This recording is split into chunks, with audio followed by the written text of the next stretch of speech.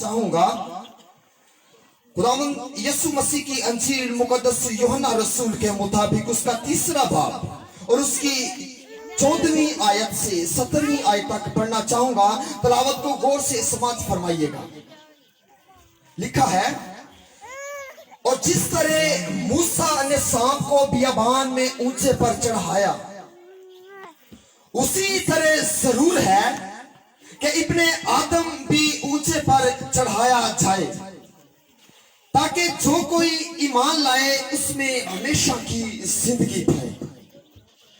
क्योंकि खुदा ने दुनिया से ऐसी मोहब्बत रखी कि उसने अपना इकलौता बेटा बख्श दिया, ताकि जो कोई उस पर ईमान लाए हलाक ना हो, बल्कि हमेशा की जिंदगी पाए।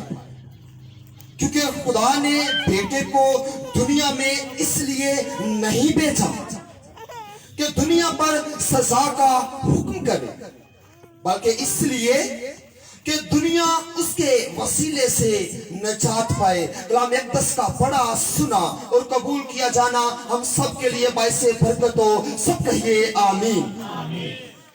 मसीह में मेरे प्यारे अजीज भाइयों बहनों, ये खुदावंद का कलाम मुक़द्दस है। इसमें खुदा के बारे में बहुत ज्यादा बातें लिखी हुई हैं। आप मुझसे ज्यादा मुताला करते हैं बाइबल मुक़द्दस का।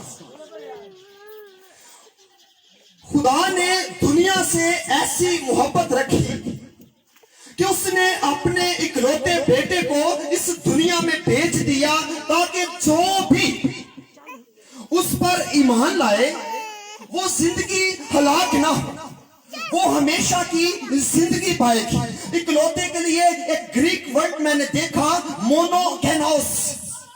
उसका मतलब है वन ऑफ हिज काइंड, उसकी किस्म का एक, यानी उस तरह का और कोई बेटा हो नहीं सकता। इसलिए जो तर्जमा है वो इकलौता किया गया है। खुदा ने दुनिया से मोहब्बत रखी और उसने अपने इकलौते बेटे को बख्श दिया। ये दुनिया यीशु के बगैर कैसी दुनिया थी। आज हम क्रिसमस मना रहे हैं, हमने कभी इस बात पर गौर नहीं किया कि यीशु के आने से पहले ये दुनिया का तौर तरीका क्या था, ये दुनिया क्या थी और कैसी थी। बाइबल मुकद्दस हमें बताती है कि खुदा मोहब्बत है, खुदा खालिक है, खुदा कदूस है, खुदा आदिल है, खुदा गैर फानी है और अबदियत से वो 3 शख्सियत के अंदर रहता है।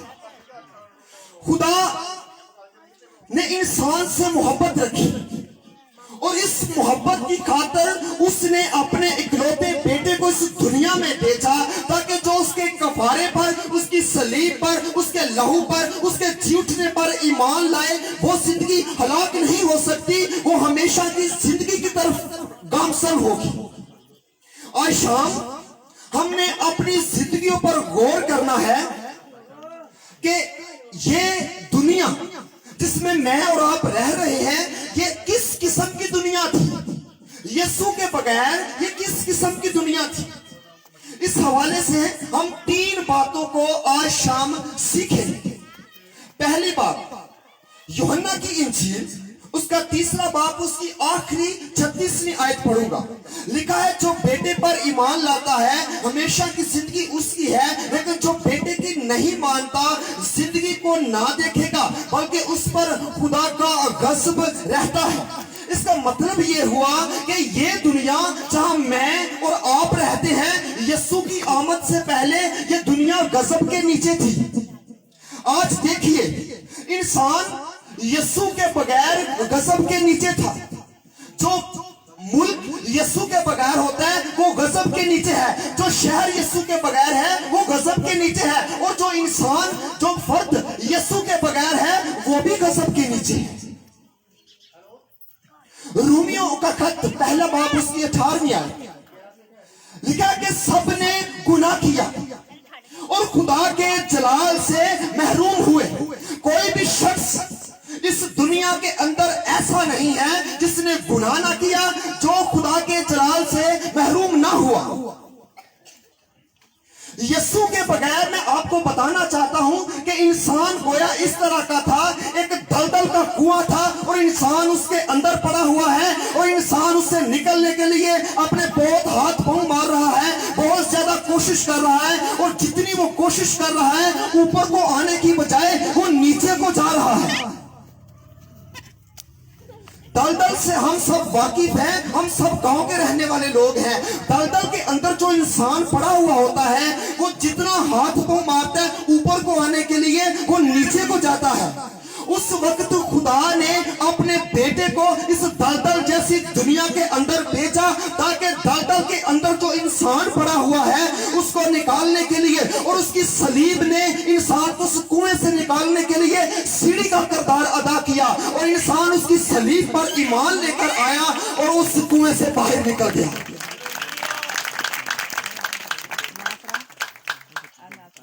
خدا نے اس دنیا کو غضب کے نیچے سے نکالنے کے لیے اس غضب شدہ دنیا کے اندر اپنے بیٹے کو بھیج دیا۔ کتنی بڑی اس کی عظیم محبت ہے۔ پھر جو کوئی اس پر ایمان لاتا ہے وہ ہمیشہ کی زندگی پاتا ہے۔ ہمیشہ کی زندگی سے مراد نہ ختم ہونے والی زندگی جو ہمیشہ ہمیشہ ہمیشہ قائم رہتی ہے۔ آج بھی کروڑوں لوگ جو ہیں وہ خدا کے غضب کے نیچے ہیں، جن کی زندگی میں ہزاروں کرسمس آئے، جس کی زندگی میں ہزاروں اس طرح کے بڑے دن آئے، لیکن اس نے خدا کو نہیں جانا، لیکن اس نے نہیں پہچانا کہ باپ نے کس طرح سے محبت کی اور اپنے بیٹے کو بھیجا۔ خدا کا غضب جب نازل ہوتا ہے، یہ دنیا خدا کے غضب کے نیچے تھی، خدا کا غضب جب نازل ہوتا ہے تو پھر کیا ہوتا ہے؟ اچانک سے گلٹیاں نکل آئی ہیں جی، ڈاکٹروں نے جواب دے دیا، اولاد جو ہے وہ نافرمان ہو چکی ہے، ماں باپ کی نہیں سنتی۔ غضب، لفظ غضب پر غور کریں گے، اس کے لیے گریک ورڈ آرگے، اور اس کے 3 مطلب میں نے دیکھے، اگر کوئی نوٹ کر رہا ہے تو ضرور کیجئے گا۔ پہلا مطلب گناہ کی سزا دینے کا قدوس خدا کا حتمی فیصلہ، یہ اسکالر چارلس ہوج کی ڈیفینیشن ہے۔ نمبر 2، عظیم خدا کی قدوسیت کے متضاد عمل اور اس کے خلاف خدا کا رد عمل۔ جو انسان خدا کی قدوسیت کے خلاف عمل کرتا ہے تو خدا کا اس کے خلاف پھر رد عمل بھی ہوتا ہے۔ تیسرا، بدی اور گناہ کا ڈس اپروول، خدا کہتا ہے I don't approve this، میں اسے قبول نہیں کرتا۔ آج شام ہمیں اپنی زندگیوں پر غور کرنا ہے، آیا کہ آج سے پہلے میں نے کرسمس دیکھے، اتنے میں نے کرسمس منائے، اتنے میں نے بڑے دن منائے، میری زندگی آج بھی غضب کے نیچے ہے یا اس کی ہمیشہ کی زندگی کی طرف گامزن ہے؟ غضب کی مثال ہمیں گنتی 12 باب اس کی 8 سے 16 آیت میں ملتی ہے۔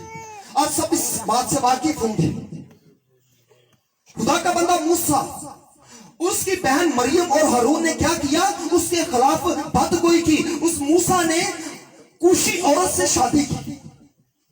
I think maybe she was black girl، ہو سکتا ہے وہ کالے رنگ کی خاتون ہو۔ مریم کہتی ہے کہ خدا نے تیرے ساتھ ہی کلام کیا ہے، خدا نے ہمیں کیوں نہیں بتایا؟ خدا نے تیرے ساتھ کلام کیا کہ جاؤ سے شادی کر لے جا کے۔ لکھا ہے خدا کا غضب ان پر بھڑکا اور مریم کوہر میں مبتلا ہو گئی۔ یہ خدا کا غضب ہے۔ پرانے عہد نامہ میں جہاں جہاں بھی غضب کا ذکر ملتا ہے، جتنے بھی غضب آیا نالی بہت پہ گئے۔ خدا کا غضب جو انسانوں پر تھا، اس کے بیٹے یسوع کے وسیلے سے، اس کے بیٹے یسوع کے وسیلے سے اس دنیا میں آنے سے، جب ہم اس پر ایمان لاتے ہیں، اس کی صلیب پر، اس کے کفارے پر، تو ہم اس کے غضب کے نیچے سے نکلتے اور ہمیشہ کی زندگی کی طرف چلے جاتے ہیں۔ دوسری بات ہے یوحنا 3 باب اور اس کی 19ویں آیت سے 21ویں آیت تک دوسرا پوائنٹ جو ہم ڈسکس کریں گے۔ اور سزا کے حکم کا سبب یہ ہے، سبب کیا ہے؟ سبب دیکھیں کہ نور دنیا میں آیا اور آدمیوں نے تاریکی کو نور سے زیادہ پسند کیا، اس لیے کہ ان کے کام برے تھے، کیونکہ جو کوئی بدی کرتا ہے وہ نور سے دشمنی رکھتا ہے اور نور کے پاس نہیں آتا۔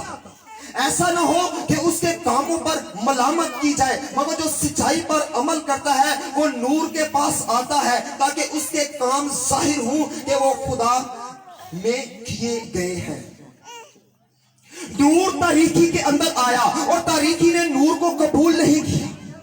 یسوع ایسی دنیا کے اندر آیا جو اندھیرے کے اندر رہنے والی دنیا تھی، جو تاریکی کے اندر رہنے والی دنیا تھی، جو اندھیرے کو پسند کرتی تھی، جو تاریکی کو پسند کرتی تھی، جو خود غرضی کو پسند کرتی تھی، جو غرور تکبر کو پسند کرتی تھی۔ مسیح میں عزیز بھائیو بہنوں، یسوع کی زندگی سے جب وہ اس دنیا میں تھا تو اس کی زندگی سے معجزات کی صورت میں نور ظاہر ہوتا تھا، اس کی زندگی سے نور ٹپکتا تھا۔ جب اسے پلاطوس کی عدالت کے اندر پیش کیا جاتا ہے تب بھی ہمیں تاریکی کی ایک مثال ملتی ہے۔ نور تاریکی میں آیا اور تاریکی نے اسے قبول نہیں کیا بلکہ رد کر دیا۔ جب پلاطوس کی عدالت میں اسے پیش کیا جاتا ہے اور وہ اس کی بیوی کو خواب آ جاتا ہے، وہ کہتی ہے کہ یہ شخص بے قصور ہے، اور پلاطوس بھی اپنے اس کیس سے ہاتھ دھو لیتا ہے، کہتا ہے کہ میں اس کیس سے باہر ہوں۔ لیکن پھر کیا ہوتا ہے؟ وہ لوگ پھر بھی اس بات کو بار بار چلا چلا کر کہتے ہیں اسے سلیب دو، اسے سلیب دو۔ یسایہ 53 باب اس کی 3 آیت میں لکھا ہے، وہ آدمیوں میں حقیر جانا گیا، اس کی تحقیر کی گئی۔ میرے خیال سے یسوع جیسا بندہ اگر آج بھی الیکشن لڑے نا تو ہار جائے، تب بھی ہار گیا، لیکن اس نے ہونے دیا، اپنے ساتھ یہ سب کچھ ہونے دیا۔ جب اسے پکڑا گیا، جب اسے مصلوب کیا گیا، جب اس کے ساتھ صلیب کے اوپر اس کے سر پر کانٹوں کا تاج پہنایا جا رہا تھا، اس کے ہاتھوں پاؤں میں کل لگائے جا رہے تھے اور اسے مارا جا رہا تھا، ایک شخص تھا جو اس سارے معاملے کو بڑی غور سے دیکھ رہا تھا، اور وہ کون تھا؟ وہ ابلیس تھا۔ اور جب وہ دیکھ رہا تھا اور سوچ رہا تھا کہ آج جب یہ صلیب پر مر جائے گا اس کی بادشاہ کا خاتمہ ہو جائے گا، اس کی بادشاہ جو ہے وہ اب آج سے ختم ہو جائے گی، لیکن یسوع کی قدرت یہ ہے کہ اس نے اس کی سوچ کے اپوزٹ کیا۔ وہ تیسرے دن اس کی تمام قدرتوں کا، اس کی تمام لعنتوں کا برملا تماشا بنا کے 3 دن کے بعد مردوں اور قبروں میں سے جی اٹھا اور باپ کی دہنی طرف بیٹھا ہے جہاں پر میری اور آپ کی شفاعت کر رہا ہے۔ اور اس نے اسے یہ میسج دیا کہ میں اصلی باپ کا اصلی بیٹا ہوں اور اصلی خدا ہوں، مجھے اپنی جان دینے کا بھی اختیار ہے اور اسے واپس لینے کا بھی اختیار ہے۔ یہ یسوع کی قدرت ہے۔ تیسری بات، تیسرے باب کی 14ویں آیت سے 15ویں آیت، اور جس طرح موسیٰ نے سانپ کو بیابان میں اونچے پر چڑھایا، اسی طرح ضرور ہے کہ ابن آدم بھی اونچے پر چڑھایا جائے تاکہ جو کوئی ایمان لائے اس میں ہمیشہ کی زندگی ہو۔ یسوع ایسی دنیا کے اندر آیا جو روحانی طور پر بیابانی سفر میں تھی۔ قوم بنی اسرائیل جب ملک مصر سے نکلی تو وہ بیابان میں سفر کر رہی تھی اور وہ بہت مشکلات کے اندر، پریشانیوں کے اندر تھی۔ آج ہمارا بھی یہ حال ہے، جب ہم مسیح سے جدا ہیں ہم روحانی طور پر بیابانی سفر میں ہیں، ہم خدا کا شکر نہیں کرتے، ہم اس کے نہ شکرے ہو چکے ہیں۔ یسوع ایسی دنیا کے اندر آیا جسے باغ عدن والے سانپ نے ڈسا ہوا تھا۔ باغ عدن کی سٹوری سے میں جانتا ہوں آپ سب واقف ہوں گے۔ یسوع ایسی دنیا کے اندر آیا جس کو باغ عدن والے سانپ نے ڈسا ہوا تھا۔ قوم بنی اسرائیل حسب معمول، حسب عادت خدا کے خلاف بڑبڑا رہے تھے، خدا کے خلاف باتیں کر رہے تھے کہ ہم مصر میں اچھے تھے، وہاں پہ ہم یہ کھاتے تھے وہ کھاتے تھے، یہاں پر تو ہمیں مروانے کے لیے لے کر آیا ہے۔ خدا وفادار تھا، خدا دن کے وقت بادل کے ستون میں اور رات کے وقت آگ کے ستون میں ان کی رہنمائی کرتا رہا، لیکن وہ وہ لوگ خدا کے خلاف بڑبڑا رہے ہیں اور خدا کا غضب ان پر نازل ہوتا ہے، اور کیا ہوتا ہے، خدا ان کے درمیان سانپوں کو بھیج دیتا ہے، اور وہ سانپ جب کسی شخص کو کاٹتا ہے اور آگ لگ جاتی ہے اور فوراً وہ مر جاتا ہے، اور پھر کیا ہوتا ہے، اور پھر وہ قوم رونا شروع ہو جاتی ہے اور موسیٰ کے پاس آتی ہے اور کہتی ہے کہ ہمیں اس غضب سے چھڑا، ہمیں اس غضب سے نجات دلا۔ اچھا، وہ اپنی گناہ آلودہ فطرت کو نہیں چھوڑنا چاہ رہے، اپنی بڑبڑانے والی عادت کو نہیں چھوڑنا چاہ رہے، کہہ رہے ہیں ہمیں ان سانپوں سے چھڑا۔ یہ نہیں سوچتے کہ اگر یہ فطرت ہمارے اندر سے چلی جائے گی تو خدا آٹومیٹکلی ہمارے ساتھ کھڑا ہو جائے گا۔ آج ہمارے معاشرے کے اندر بھی اسی طرح کے اثرات، اسی طرح کی تاثیریں پائی جا رہی ہیں۔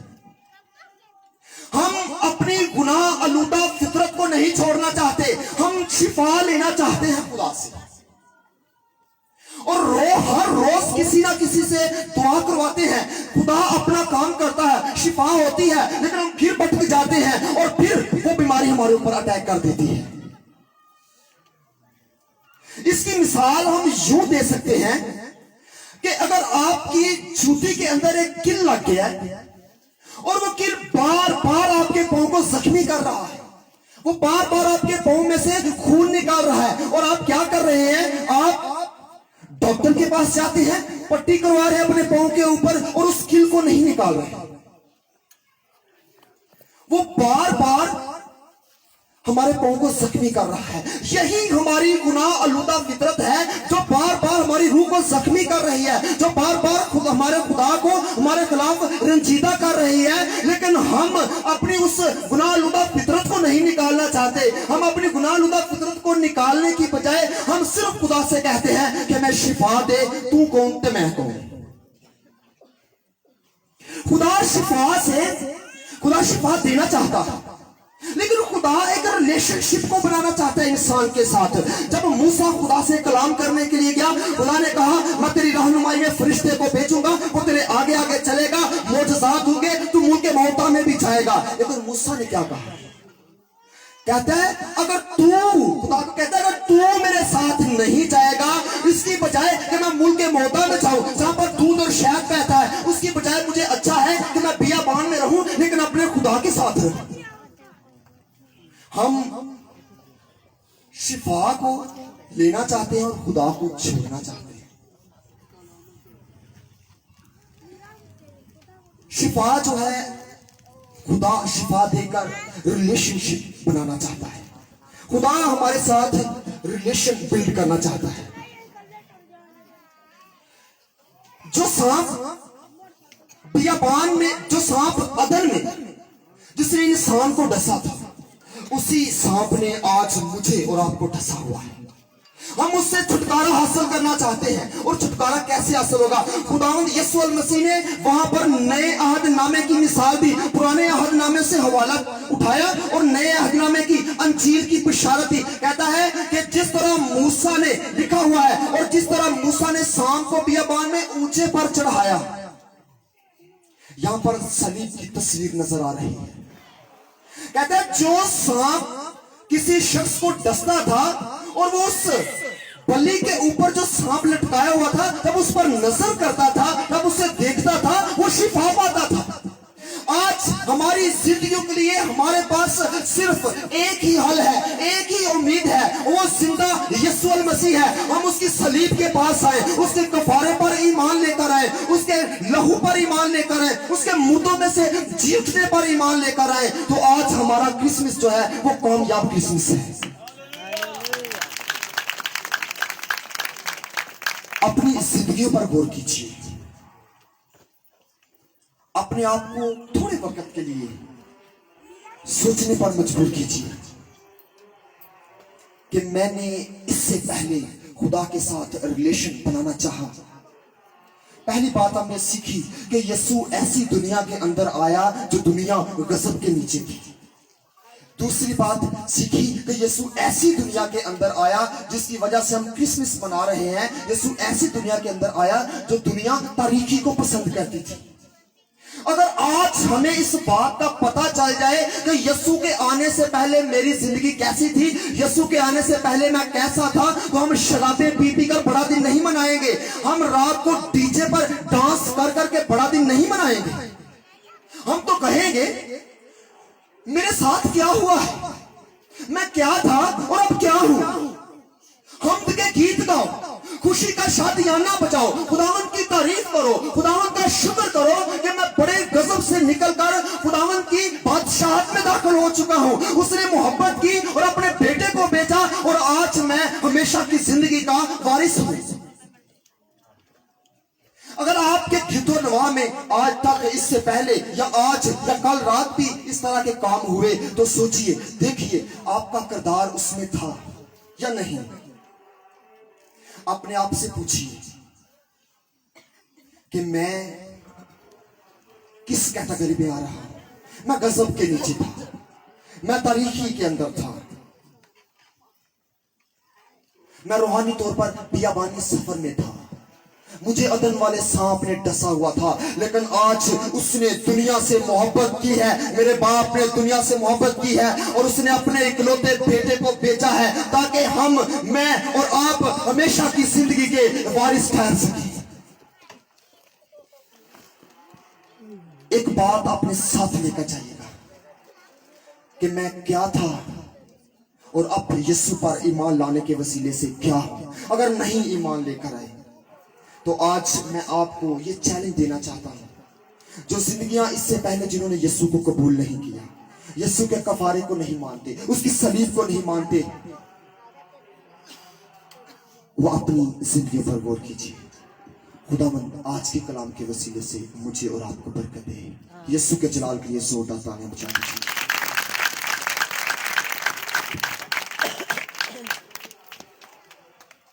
سبھی کو سر خدا کی حضور میں جھکے کلام خدا کی شکر گزاری کے لیے ہمارے درمیان ہمارے بزرگ جناب پاسٹر وارث صاحب ہیں، ان کے ساتھ مل کر کلام خدا کی شکر گزاری خدا ان کے حضور کریں۔